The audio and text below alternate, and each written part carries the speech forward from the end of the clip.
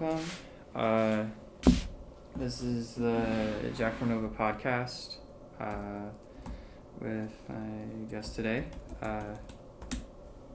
My name is Sammy, and I am a political activist and politician of sorts in New York State and rural areas.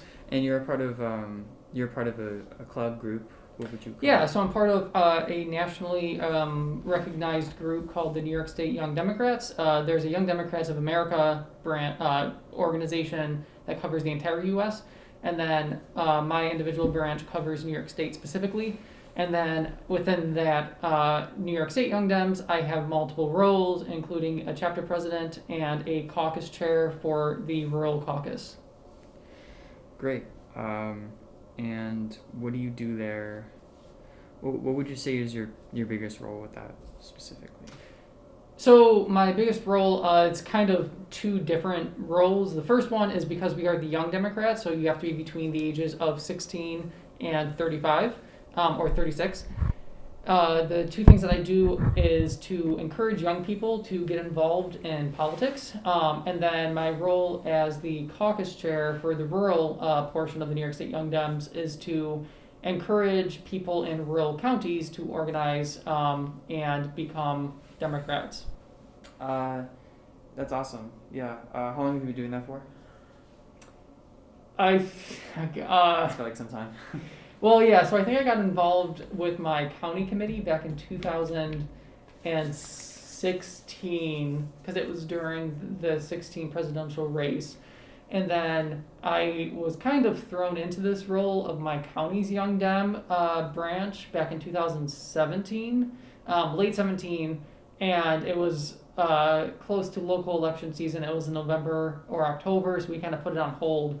And then in 2018, I started organizing my county Young Dems in a more formal kind of way. And then in late 2018, I ended up getting more involved in the statewide branch as a regional vice president for western rural counties. And then from there, became a caucus chair.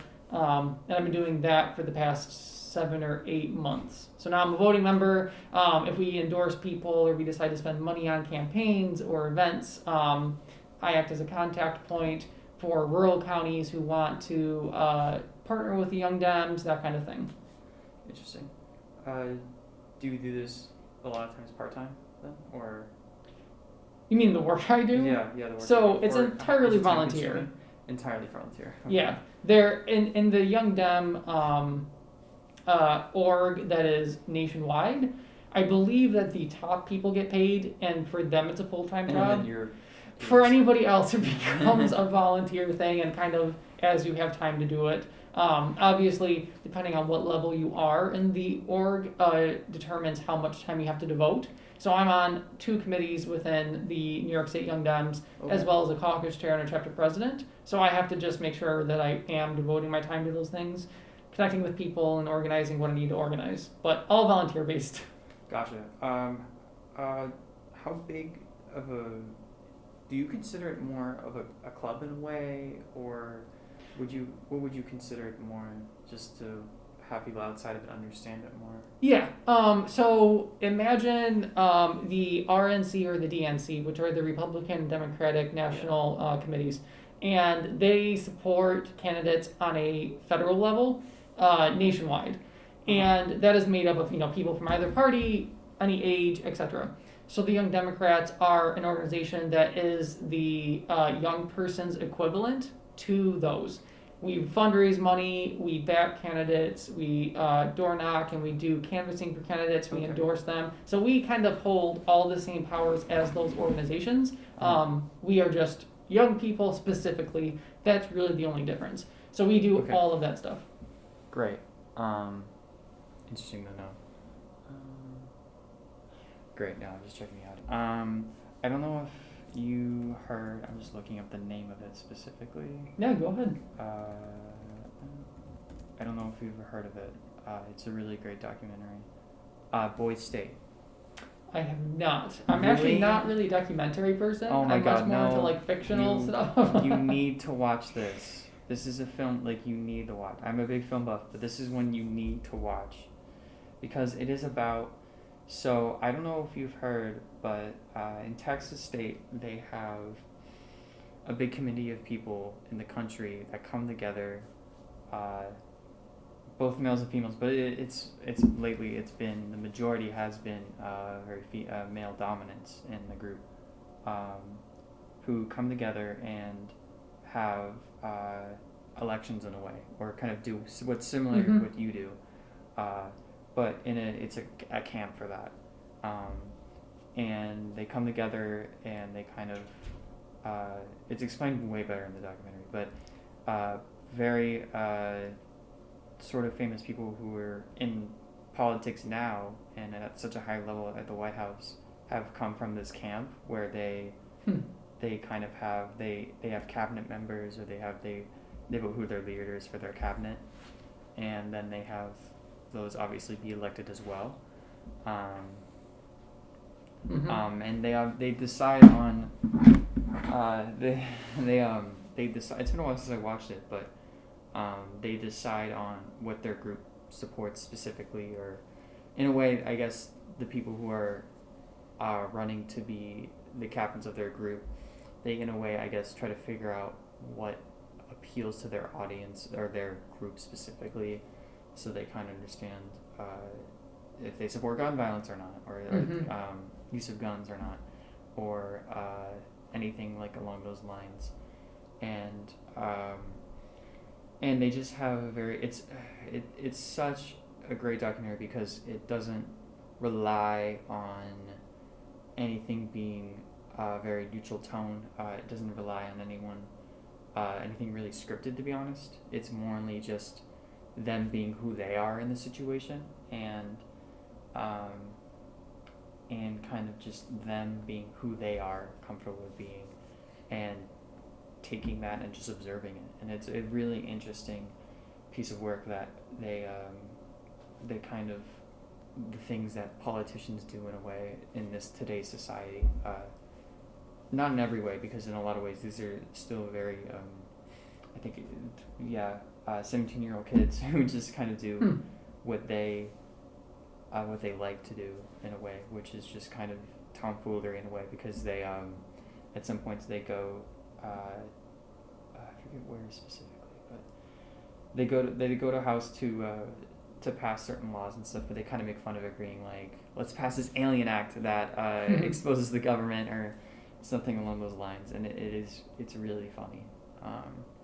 And then there's other people that are very more on. I think it's majority of it is very much Republican Mm-hmm. side of things, but there's certain people that have these very democratic beliefs, that go into it, and they learned so much from the other side of things that they like the challenge of it very much, where they're having to build themselves up to the opposing side, and to really show that they're able to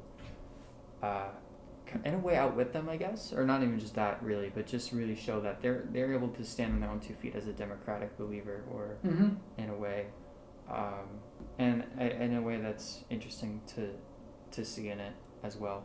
And I highly recommend. I'm not going to go into too much about it, but I highly recommend watching it, because Yeah, I've never heard of that, but it sounds somewhat similar in terms of just a group of young people who are trying to make change and back the things that they do believe in. yeah, and it's just very entertaining stuff. The system, and they've had this whole kind of like summer camp experience. They probably get mad if I called it that, but but they've had this experience for a long time, and in a way you have to, pass, like, not trial, but you have to pass like an interview Mm-hmm. in front of these other very well experienced politicians, or people that you have to explain to yourself, why do you think you are meant to be in this kind of group, in a way. And it's not hard to pass anyway, because again, it's only one step of it, and they have a lot of interest. It's a very interesting camp they have going on. And again, it's Boy State. Highly recommend it. The documentary is by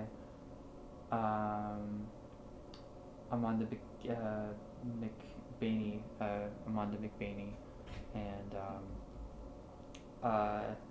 Jesse Moss, and Jesse Moss actually has done a lot of great documentaries himself on different issues. A little off topic, but it's just an A24 film, which I've always been crazy about myself, and I love the whole thing they do with that, the company itself. Anyways, so this is a little. I'm not really into much of American politics. It's more Canadian politics. I don't think anyone knows about it yet, but I lived in Canada for 10 years, or a while, and I was usually used to the kind of system they've had there, or at least things society-wise there, and it's not a lot different, obviously.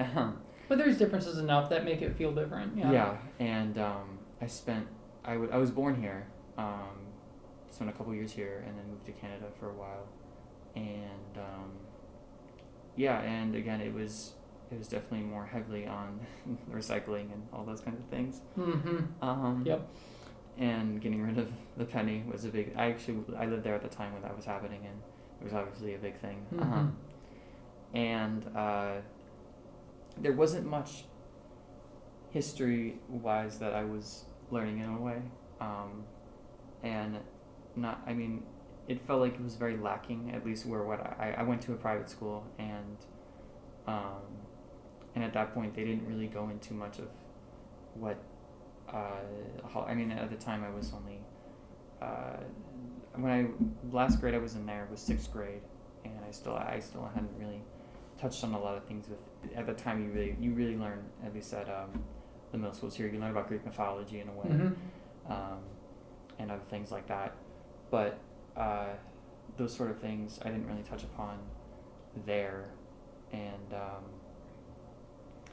the reason why I'm going into all this stuff is because historically right now in Canada, I don't know if you've heard about the Justin Trudeau incident itself. The one before the election? Yeah, with blackface, Yep. or at least considered then. And I was just wondering yourself, because he doesn't really talk much about, I mean, he did talk about how it was something he did, and definitely something he wasn't proud of, but I was just wondering, with you, how do you find it to be something that should be talked about more at all? Because it feels like at this rate it's just not really addressed much now, at least. Do you mean specifically The issue, or at Justin's issue, or do you mean Justin's as issue. a whole? Justin's issue, at least. I think so. I have some friends who are Canadian and family, and I heard some things through them about it.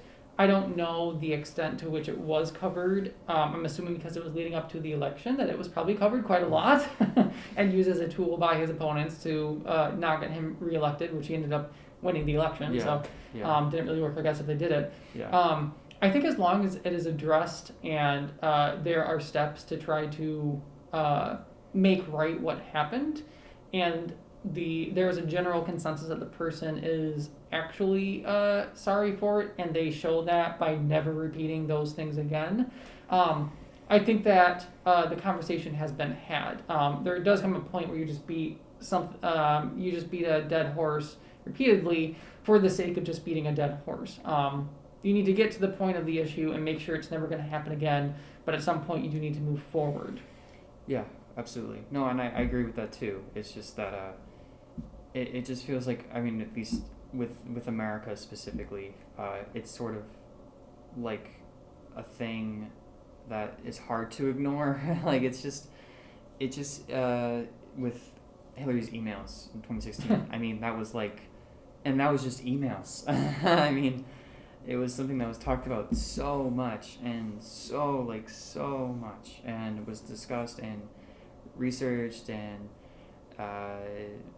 so many things were put in place for that, and I find that to be gone into at least too much to me, at least, because it's just emails, and it's just how she gets work done. Like, I watched a Hulu documentary on a little bit of it, on her life, and how that was an issue she had talked about, where I just had separate emails where it was personal and it was work, and to me that made sense. I know to the other side of things, or maybe people who didn't want to win 2016 election, that was a big thing to have brought up. And so you just said exactly what it is. People who don't want you to win. Yeah. That's all it boils down to. Yeah. I mean, you could go to her emails. You could go to a million incidents from both sides of the aisle, but it just comes down to does the other side want you to win or not? And if so, or if not, they're going to choose one little thing and just hound you about it. And then most likely they're going to just break whatever rule they're setting up and they're bombasting you about. And then you're going to come back and yell at them about something different, and then you're going to break that same rule in a couple years too. And it just is this back and forth kind of thing that just never ends. And we're seeing that play out. We've seen it a lot over the past 5-10 years, and it just seems to be escalating as time is going on. And it just creates a really bad cycle, a very, very, very bad cycle. Yeah, and with yeah, definitely it seems to be the case. With the Canadian side of things, it just it seems less of that kind of issue, at least. It seems to be less of a, I guess in a way, a toxic kind of situation where the truth of things, or whatever it was with, I forget what I was going with it, but well, I think part of what you're getting at is whether there's malicious intent behind something being done. I think they're just being less of that kind of malicious intent. It would have it be obviously more of a freely speaking, or just like, we just don't want to get lost where the facts are in this kind of case, and especially with this incident in Canada right now with Justin Trudeau, not get lost with the facts of it, or make excuses up not to look further in it. And I think if it's a mistake that was made and not intentionally used for racial reasons or anything like that, then fine, we'll leave it at that, and that's the best you could. I mean, obviously we'll leave it at that, and that's what it is. It's just important that no one uses it for malicious intent. Definitely. Yeah. And also it's important when you have like these things that come up to educate people on like the proper way to do it. So for the emails, for example, everybody who is a normal citizen had no idea that there was a law that you could not use whatever she was doing with her emails and storing them. Nobody before that incident could cite where in the law that was, blah, blah, blah. It happens once, and I'm sure it happened a lot before that by every single person who worked, in any type of government. Nobody's perfect. Yeah, and now citizens are just shouting about it, and I think that there was a lot of education that was lost in this. You had educated people that, you're not allowed to have this separate email server or whatever, and this is the exact number of the law, but it didn't really educate people on like what we can do moving forward so that this doesn't happen again. How can we ensure that government officials are following the rules that are in place? How can we improve the systems? It didn't really ever talk about that. It just talked about who can yell louder about whether that's it's exactly right or what wrong. it is. That's exactly what it is, and it's just important to approach these kind of heavy issues the right way, and that's where. Yeah, that's what I think Justin's entire situation as well, it needs to turn into an educational situation. Yeah. Why is this a bad thing? Yeah. And I hope that he talked about it and he said, it's bad for X, Y, and Z reasons. People shouldn't be doing it. And it's turning into an educational thing as opposed to just yell at him because he did it and it was wrong.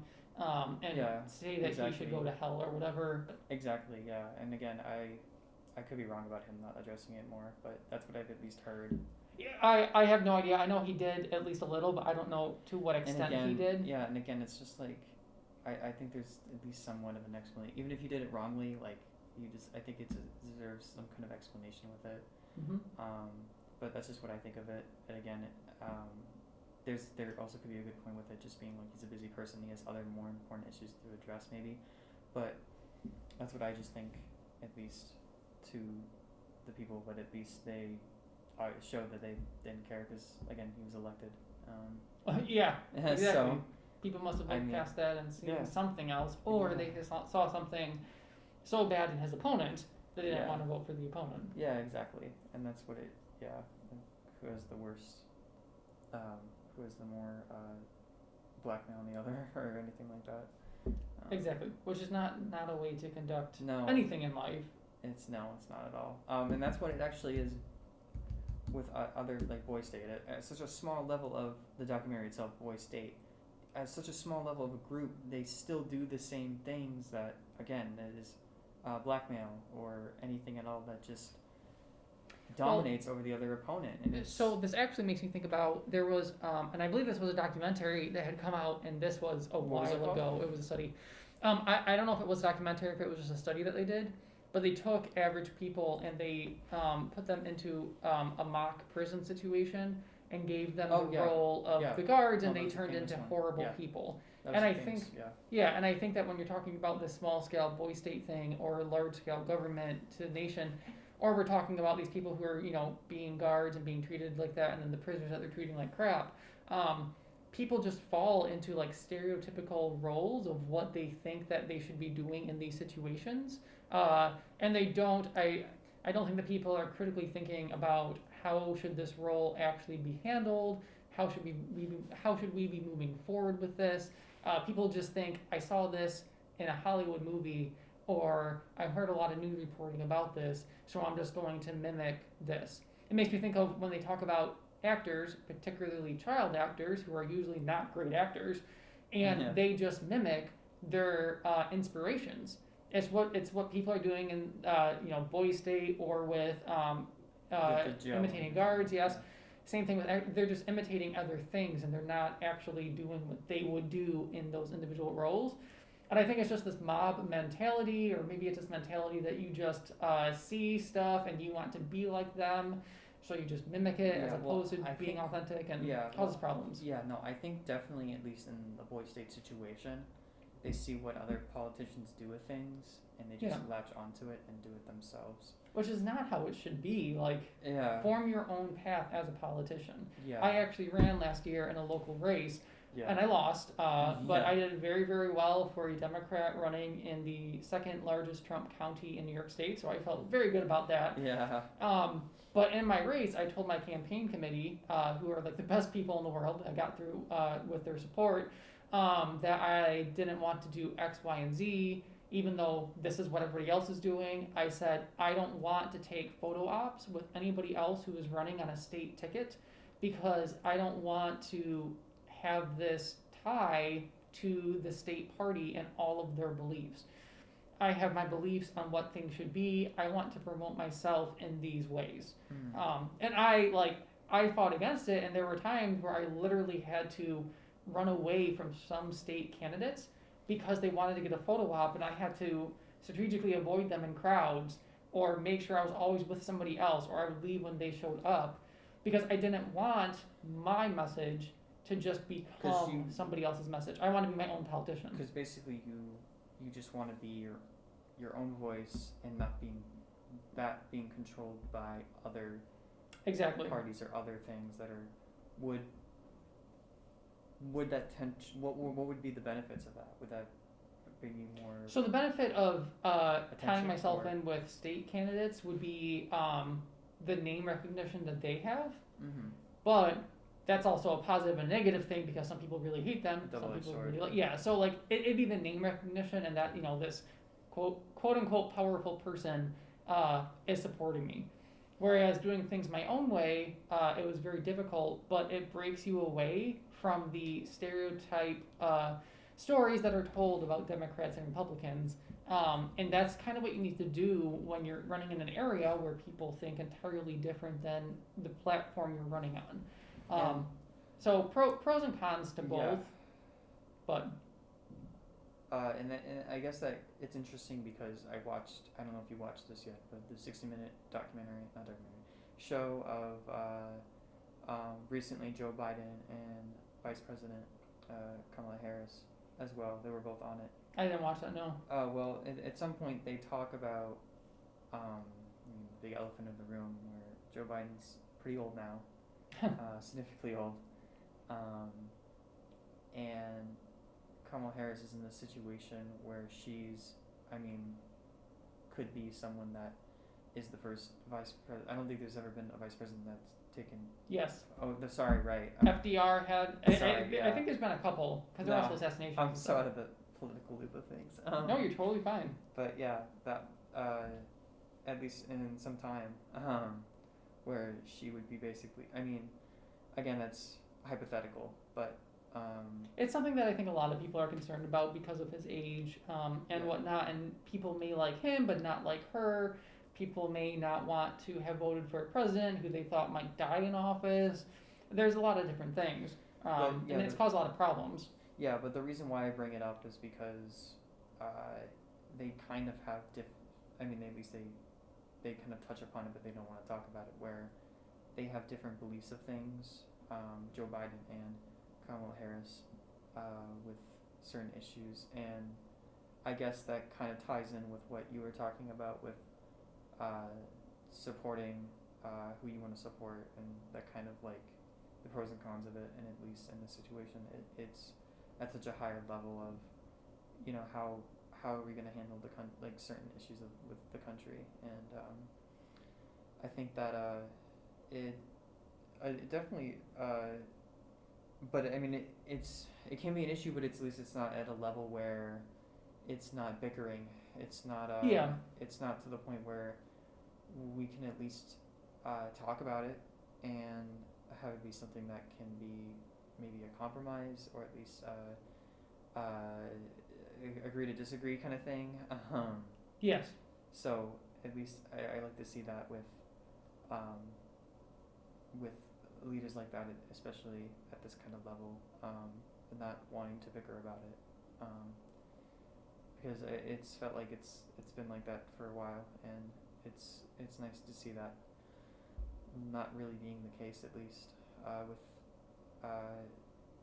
I don't know, it's felt like less tension with the Democratic and the Republican parties, at least this time around. But I mean, yeah. At least I like to think that, at least. I don't know. I mean, again, there's different opinions with it for sure, and I totally understand. I just like to look at the bright side of things, for sure. Which is good, especially in the world that we live in. Yeah. It's hard to be optimistic, but I think it's a good thing to do. Yeah, I just like to see less of a circus. And I think that we do see that in certain areas. No, yeah, and that's. But it's hard because a lot of we talk about this all the time, and people continue to post stuff on social media about how awful the world is and how there's all these murders. Yeah. And I like to say to them, yeah, there's all these awful things, but think about the literally billions of people around the world who follow stop sign laws and red light laws and taking their trash out on the proper day and driving in the correct lane, and they pay when they go to the grocery market. All kinds of things like that. Yes, there are these pockets of bad things, but they're pockets and they're instances. They're not necessarily trends. And so I like to think on a more positive note, kind of similar to you, and I want to see, yeah, there's a couple bad things, but there's all these good things too. And when you look at a lot of political stuff, the impeachment is not going to be as partisan as we thought, but it's still going to be partisan. And as are some of the larger laws that happen, like immigration and abortion, stuff like that. But when you get down to like the laws that are actually going to affect a lot of people, most of those are pretty bipartisan, and there's like widespread support for that. Even if you look at like the Supreme Court justices, not the ones under Trump, because the last two under Trump became very, very partisan decisions.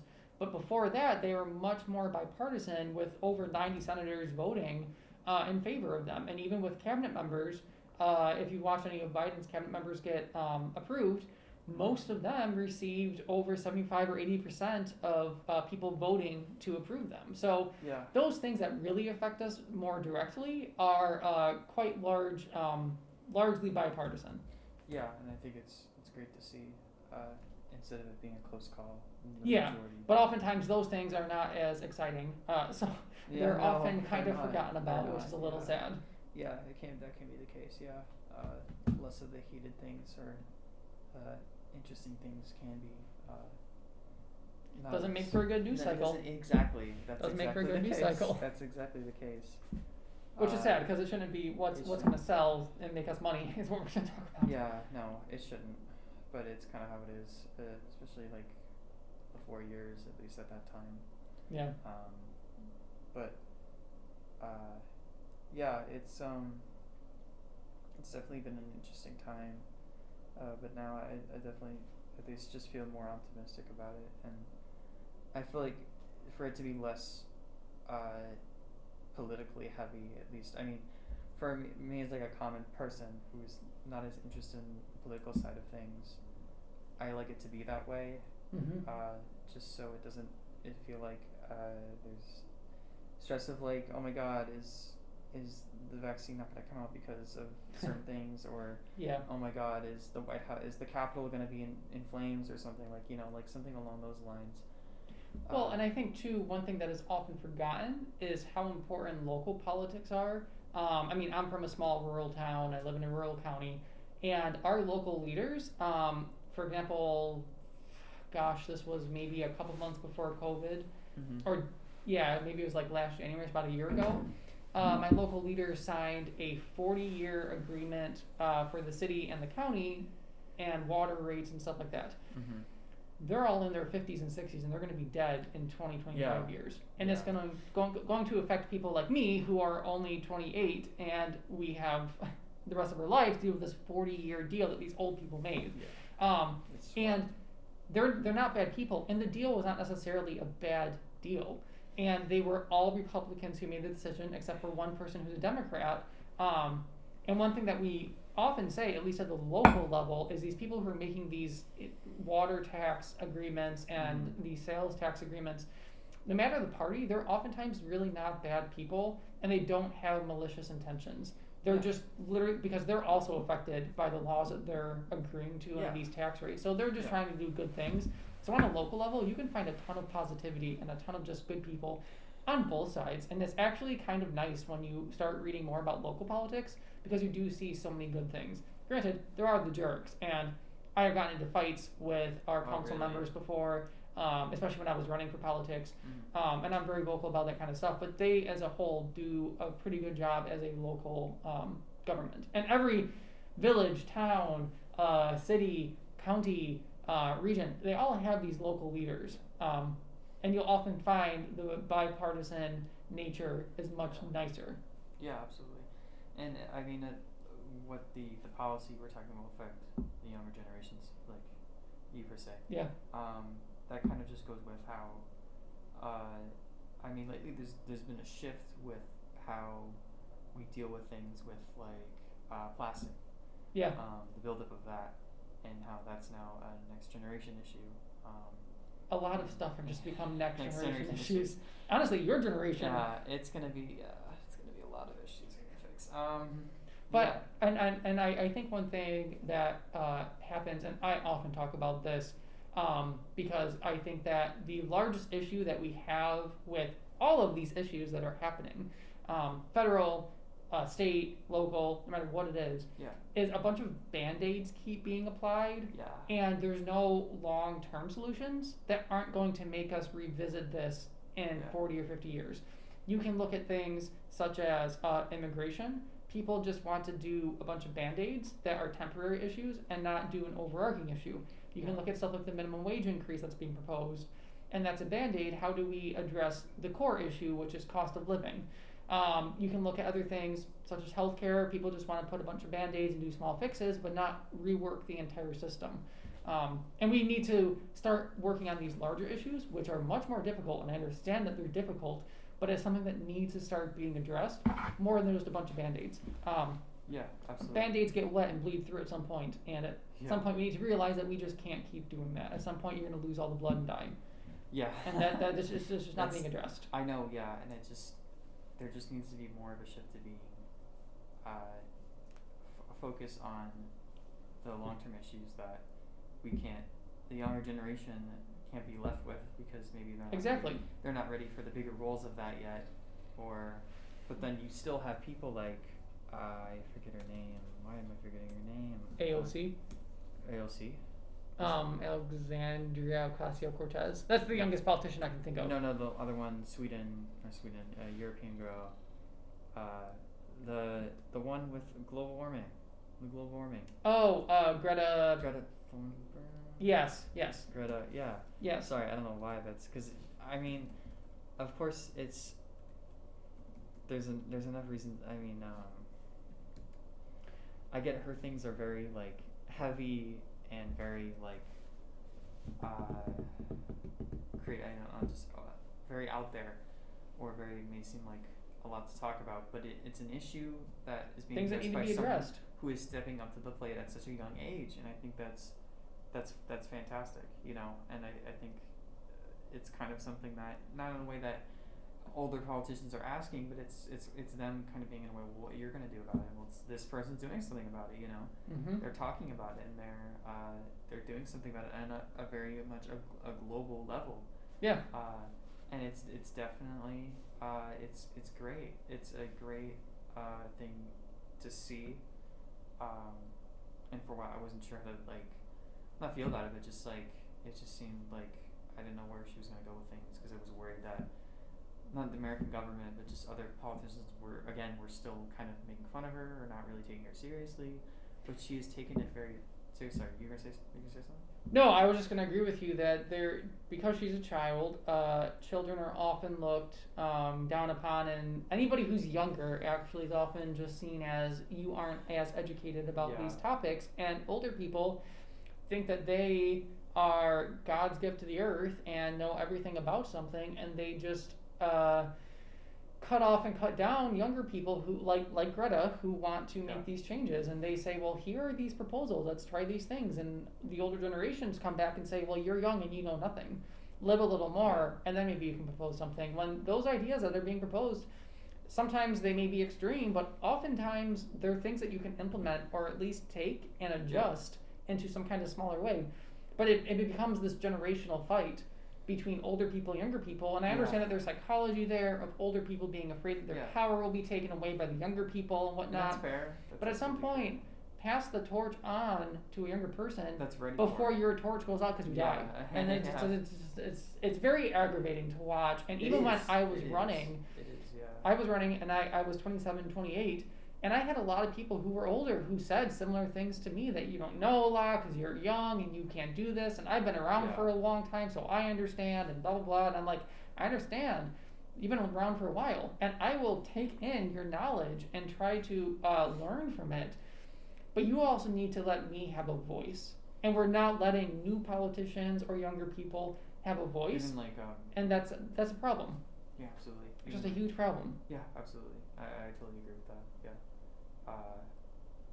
Definitely. And it just shows we don't want. I'm for Joe Biden, but he's gotten so old now. It's been a major kind of uncertainty of things, and kind of just kind of a major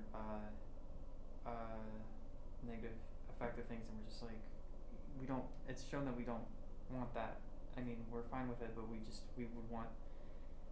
want a younger leader in a way, or just someone who's more I think Obama was so exciting in part because he was, I think, 48 or 47 when he was elected. Yeah. And then Pete was so exciting because when he was running, he was 39. Kamala is exciting because she's in her mid to late 50s. Yeah. Amy, I think, is in her mid to late 50s. Like, people who are not in their 70s with one foot in the grave almost. And I hope the best for Joe Biden. I hope the best that, I hope that Joe Biden does not die. I hope that Trump did not die in office. I hope that anybody who's a leader is not going to die in office, because I don't want that. But I'm so excited when younger people run for these things and are put in charge, because they're actually going to be affected. I mean, if I'm leaving someplace, oftentimes people who leave places don't have the mindset that I should care to the same level as I did when I was still going to be there. Yeah. And that really affects how you make decisions. Yeah, and again, I'm at least with Joe Biden being the next president, or the president now. But yeah, it's just seeing situations on the news and the media of him having moments of it, and it's like, come on, like, yeah. Well, and so it's also difficult too, especially with Joe Biden, because he also had learning disabilities and he has a stutter. Oh, I didn't know So that. it's difficult when you watch him to determine, are you having a stutter, or is it some Is it kind of just- dementia setting in? Yeah. what's Is it just you happening? aren't sure? Yeah, it's hard to say exactly what But, it and is. then again, it's also an issue where it's people just gravitate toward being like, see, this is why we can't have him as the president. Like, oh, Exactly. no. And then that becomes an issue. But I totally Exactly. understand that. That's a fair reason. But I'm of course, I mean, we had a comedian for 4 years. I mean, who was a comedian and considered, in a reality TV show things, and we had him for 4 years, and we should still allow. So it's since you bring this up, I was talking to my grandmother, and she's voted every kind of way, and she has various opinions on everything. Mm-hmm. And we were having a conversation yesterday, actually, about the impeachment trial, and we also had conversations leading up to the election. And she wasn't sure who she was going to vote for, and I still don't know who she voted for, and it doesn't matter. Yeah. But she was nervous because, on the one hand, she thought Trump was unstable, but just because of his attitude and his narcissism.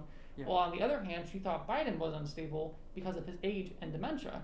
And both of them showed signs of various Yeah. forms of instability Yeah. throughout their campaigns Yes, and they whatnot. both did, yeah. So she was very nervous about both of them, and it was like, Yeah. who do you choose? But again, it just becomes so difficult. You have to Yeah. look at everything else, and then also, is it Biden's stuttering and learning disabilities that are causing Yeah. this? Is it the dementia? Is it Trump making bad decisions because he doesn't understand, or because Yeah. he just doesn't care? I mean, there's all these other things that are coming in, and it's so hard to navigate through all of that. Absolutely. Yeah, and I agree with that. I do for sure. Yeah, and it's hard. But I think it's just kind of the reality of things where you're gonna have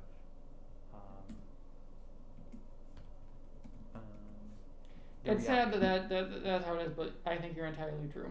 But it's just how it is. Yeah. Because you're gonna have things about it you just don't like. And that's just kind of how the way it is. That's the way the cookie crumbles. Yeah. That's exactly right. It's just having society accept that no one's going to be perfect for the role. It's such a giant role that it's hard. It's really hard. It's incredibly difficult. It's incredibly difficult, and people forget that as well. Mm-hmm. Especially in the media, like the media now just eats up anything at all that happens any day in the week. Oh yeah, which is sad. I mean, It's I think stuff needs to be reported, but there's also a the point. pressure of it is just Yeah, built up there comes a such point where high it's not level. effective reporting and the way it's delivered. And I actually listened to, I switch back and forth between CNN and Fox News on my drive in and out of work. And I just listen to like the way that they deliver information. Mhm. And there's some guests and some hosts who just kind of talk and they say, this is what is happening.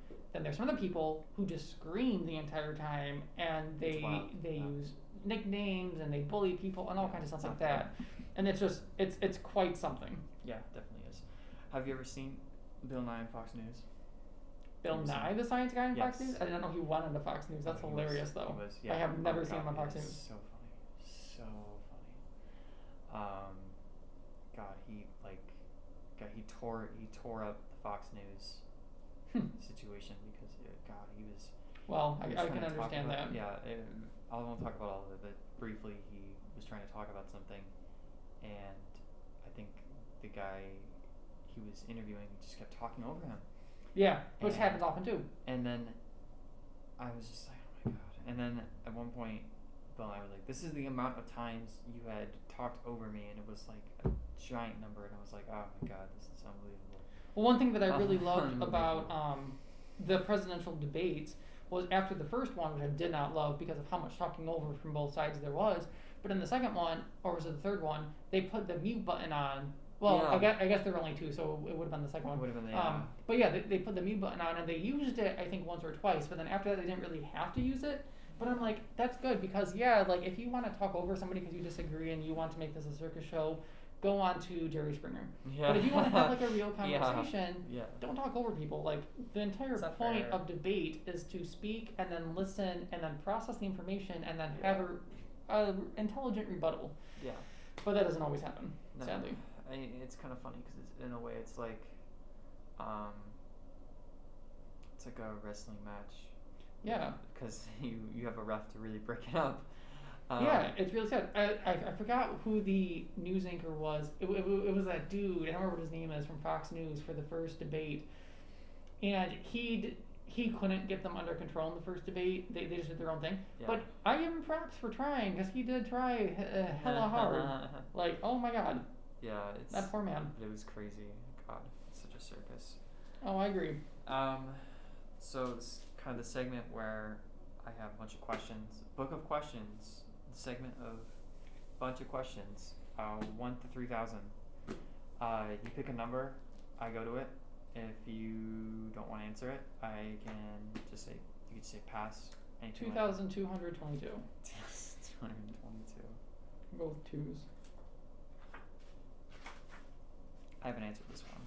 I'm trying to get this book done, but it's like so many questions. Sometimes I don't know how to answer some of them on the spot.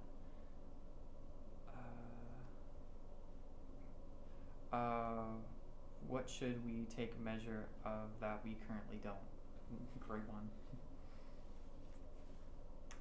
I would say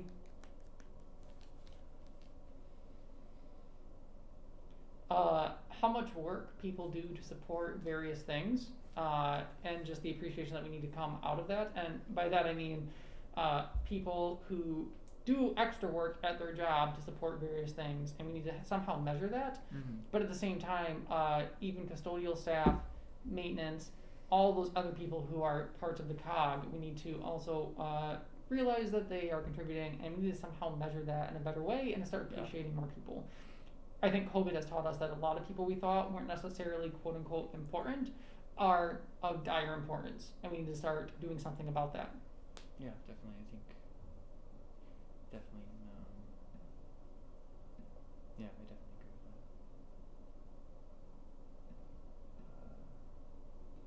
that. All right. Another question. Another number. Oh, you want another number? Yeah. No. Let's go with 110. 10.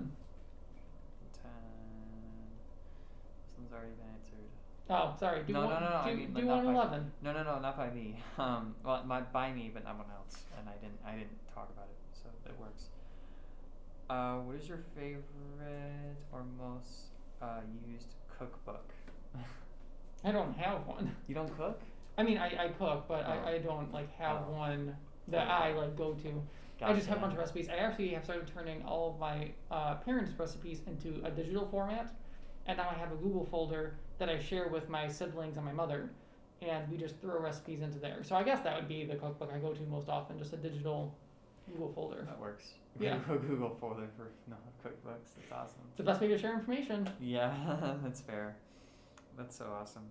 Is it the RET Google Drive, or do you not have? I use my personal one, yeah. Person. Okay. Gotcha.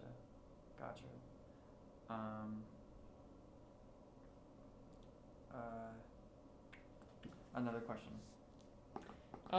302.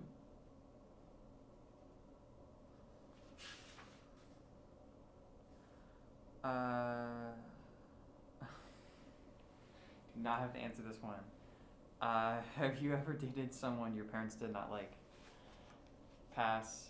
You could pass if you want. I think my last ex, my mother did not like. My father's not liked any of my exes, but my mother did not like the last one.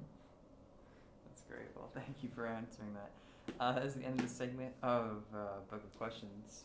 Oh, man. Interesting. The more you know, the better. Do you have any questions for me? I mean, I'm an open book.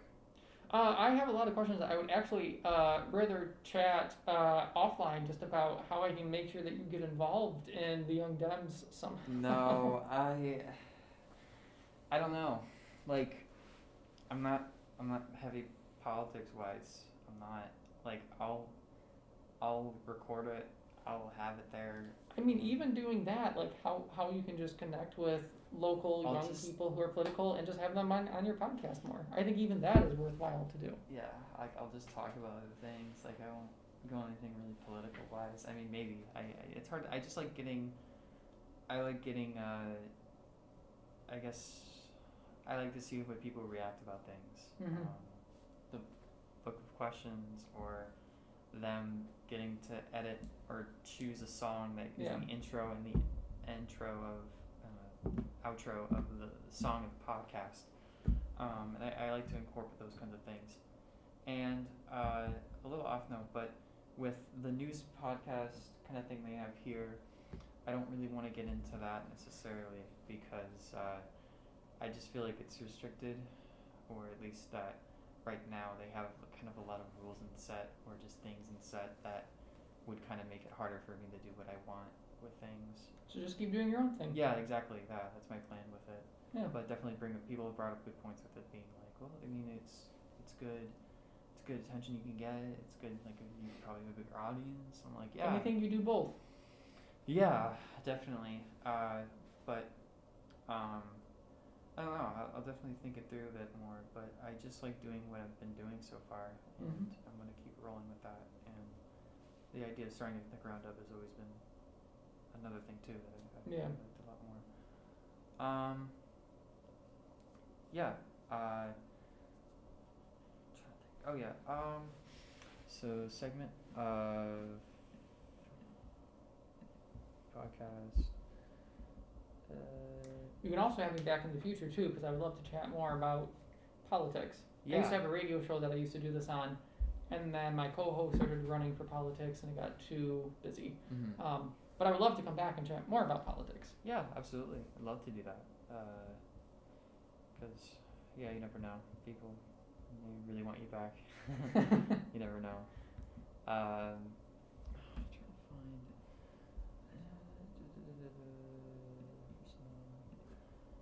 Oh, man, it's like impossible to find.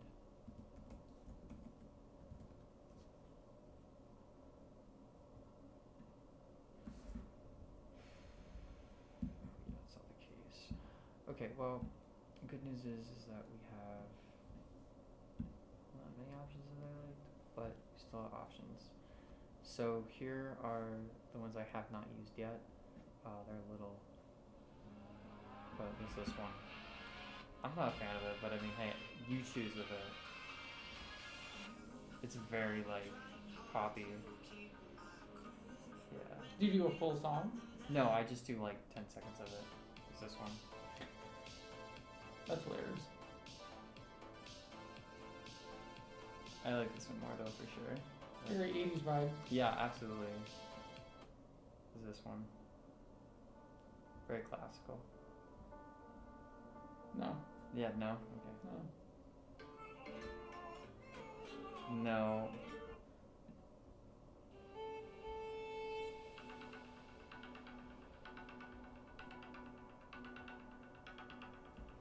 There's more of it, I think.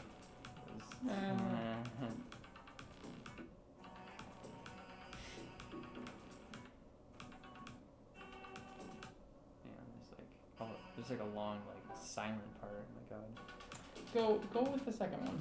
Second one? Yeah. Hang on. Was this one? Yeah, just Okay. go with this one. Okay, Go cool. with like the 80s vibe. Cool. I can do that. Yeah, that was one I was like hoping you'd maybe choose, because that one's like, it's good. It's good. Awesome. I'll get that one in. And yeah, I like to do stuff like that. Do you have any any suggestions? Anything? I mean, you've done a podcast before. I mean, I was on the radio before. Okay, but well, it was all political. That's something though. You've done like conversation at least. Yeah. In public. So would you have any advice or anything? You mean just for like chatting, or do you mean Yeah. for topics? Just anything. One thing I always did that was very useful was with whoever I had on the show with me. I use Google quite a lot, and so I use Google Keep, which is like their sticky note function, and you can make checklists. And I would share the checklist with them with the topics I was going to be talking about. Gotcha. That way they could follow along and they knew kind of what was coming up next, and then you can check them off and they go to the bottom. And so the person I was with just kind of knew what to expect next. That always worked really well. But then for topics, I just loved to talk about completely random things. Yeah, that's kind of my go-to. Yeah. Or at least talking to different people every time. There's a lot of famous photography people I probably talked about before on the podcast, but people I really do want to talk to. Clay Patrick, interesting guy. He's done photography for Kobe Bryant, Hmm. Jay-Z, Lil Wayne, a couple other people too, but those are the big ones that he has done for photography for. And I mean, I hope to eventually, but he's already had a lot of kind of attention already Yeah. as it is. Which happens. Yeah, which does happen. But he is he's a very interesting person. Like if you ever see him, you'll know him because he has a mohawk, like a very. It's great. It's a great style. I love it, and it's just how you know him too. It's Yeah. awesome. It's such a great guy. And he'll just talk to anybody pretty much, really.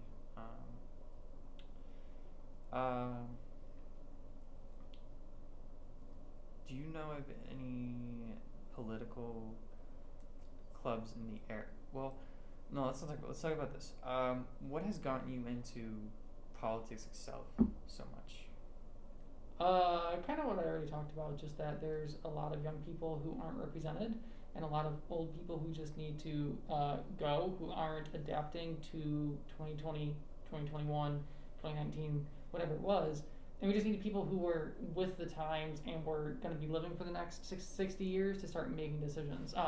Just really the urgency to take control of your life and take control of the direction it was going to take, because lots of times that doesn't always happen. Yeah, absolutely.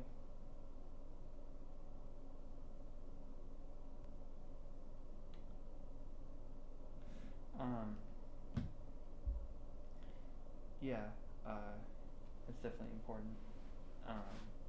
Especially again this time around where Mm-hmm. there's not many younger people in this time. I mean, I hope.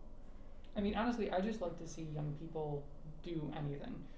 Whether it's starting their own podcast, Yeah. whether it's starting a running club in their community, whether it's just get involved in something online, just follow passions and just be like excited about what they're doing. I just love to see people do that. And I wanted to try to make life better for people. And getting into politics and just kind of jumping into that realm seemed like a good path forward to try to make stuff better. So that's one of the main reasons why I kind of want to jump into it. But even just like what you're doing, I think is a great thing. Thank you. I appreciate it.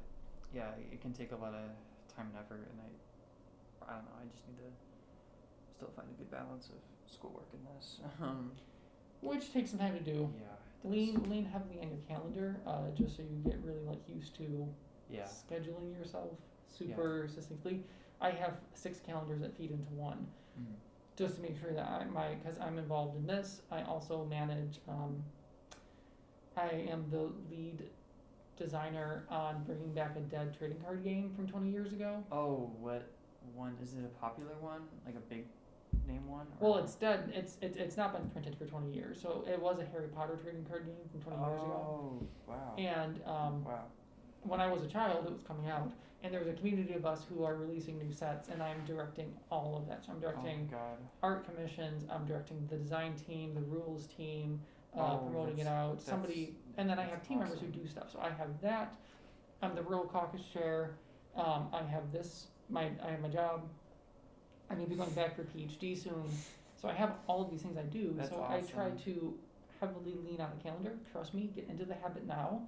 It'll be so worth it. Okay, I'll definitely have to. I got. And I'm happy to chat about that sometime too, if you want to talk about games. I used to run a board game company for 3 years where we did pop-up stuff in bars and stuff. Very happy to talk about that, or the Harry Potter thing that I'm designing as well, because it's all a lot of fun. That's really interesting. So, funny story about. I was very much into Yu-Gi-Oh, and We all were back in the day. yeah, and I was very much, and I got really into it, and my parents wanted me to do something social, so they found for me like the perfect like Yu-Gi-Oh tournament thing, and I was like, all right, let's do it, sure, I'll do it, because it was something I was like, oh, why not?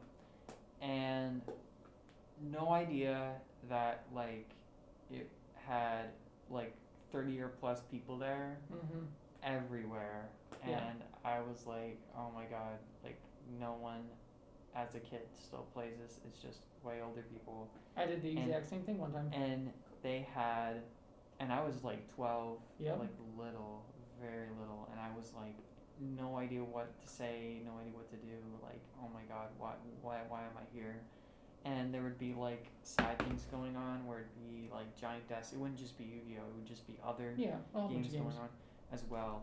And it would just be these giant like board game things going on. I'm like, oh my god, what is this? And it's Mhm. like, it's so overwhelming, and it's just Oh yeah. very older people doing it, and I'm like, oh my, like why am I here?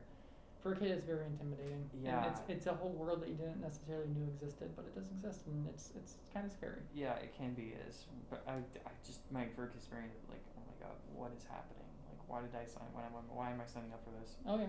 And I did, and people just have all these like strategies. It's never Mhm. about skill, about winning. It's not like chess. It's more of technique and using that technique over and over and over and over and over again. Yep. And you have to crack it. You have to crack what they use for Yu-Gi-Oh.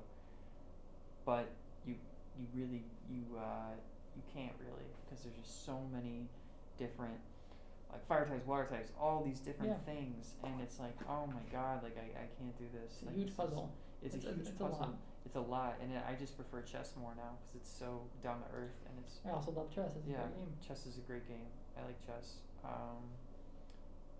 But yeah, and it just felt like such a weird experience because there was so many other people. It's just a little kid, and it's just like, oh my god, I'm like so nervous. I don't even know what to say to these Mhm. people. And then people have like cards they're trading. I'm like, what? I didn't know that was a thing. Should I have organized my cards so I could sell them to other people or trade? Exactly. And it's like, oh my god, like what is happening? Exactly. And I was the youngest kid there, and I just left. Like I left like I don't know how long, but I tried the tournament, did not Mhm. like it. My parents probably felt, I don't know, they were just trying to get me to do something social, did not work, and they they tried a while with those kind of things, but it just wasn't for me, I guess, and I think they just really wanted me to try it, but just did not like it. It was Yeah. such a weird, again, it's just overwhelming. It is. You wish you'd see other kids there doing the same thing, but not the case. Exactly. Which is sad. Yeah, it's sad. It really is. And I don't even know, like, I don't even know what it would be that kids would do now that'd be similar. Probably nothing similar now. Like, I don't know. Like, it's not Bakugan. It's not Yu-Gi-Oh. It's nothing else really. It's just kind of, I don't know. It's just, No, I it's agree. hard. Yeah. Yeah, I don't know. It's hard to see what it's gonna be that It really is. as kids come together in like playgrounds and stuff like that. It'll be a different world, and they'll do new things, and it'll be what it is. Yeah. It'll be what it is. Yeah, definitely. And I'll probably honestly get to see what it's like now, especially with COVID, because like I could be working a job that over the summer that involves me taking photos of camp with kids there and eventful stuff, and that'll be interesting to see where that goes. Exactly. Large camp, a large amount of kids there, but it'll be interesting to see what that'll be like and what happens with that. But Yeah. yeah, I don't know. It's just it's so different now, and again, it's not to say like they can't do whatever they want. It's just interesting to It is. see it kind of change and develop. It is. So yeah. So yeah, tell me a bit. What got you into the Harry? What specifically got you into the Harry Potter deck? Or can you explain that a bit more? With Oh, it's just it's like a Yu-Gi-Oh game that just fizzled out after 3 years of printing. well, what got you in that specifically? I liked Harry Potter. You I liked played- Harry Potter. Okay. I played Pokemon. I played Yu-Gi-Oh. Harry Potter came out. I loved Harry Potter, so I just got into Harry Potter. So it just really connected with you the most. Yeah, that's pretty much all it was. Was I just loved the characters and the world. And I mean, I still think that's really interesting that you've helped be a part of it, the graphic design team of it, and So not the graphic design team. There's Oh, a sorry, dude who no. does the graphic design part. Oh, right. I coordinate everybody. So there's a team of probably like 15 of us who Okay. have hands in various pots. Gotcha. And so I just Okay. tell them, this is your deadline, this is what you need to do. Oh, so you're the etc. organizer in a way. I organize, I find artwork and gain permission, I work on actual designing new things as well. Okay. There's a bunch of different things that I'm involved in. Okay. But I am the overarching organizer for all of it, yes. Oh, okay. Gotcha. Gotcha. I'm technically like the second in command because there's somebody else who's like above me in like final decisions. But he does other stuff with the group. I do specifically card, new card design. So Gotcha. little different. Little different. Okay. That's interesting though. It's a lot of fun. Yeah, I'm sure. Especially like you're starting from something not from the ground up, but something like. It feels like it sometimes. Yeah, It feels like it sometimes. I actually have to go send an email and get into a fight with somebody in a little bit about it too. So. Oh my god. But yeah, that's still that's interesting. I don't know. Like starting again in a way it started like starting from the ground up. So I think that's really cool. It is fun. Yeah. I'm thinking. Do you have any other? I'm probably thinking about wrapping things up at this point. But do you have any other questions, comments, anything at all that you have for yourself? Okay, great. So yeah, this has been the Jackson Nova podcast. With our guest, of course, Sammy. Sammy. I usually like to have the guest speak. You're fine. But yeah, that's been it, and thank you for coming here today. Yeah, thanks for having me on the chat. As always, peace out.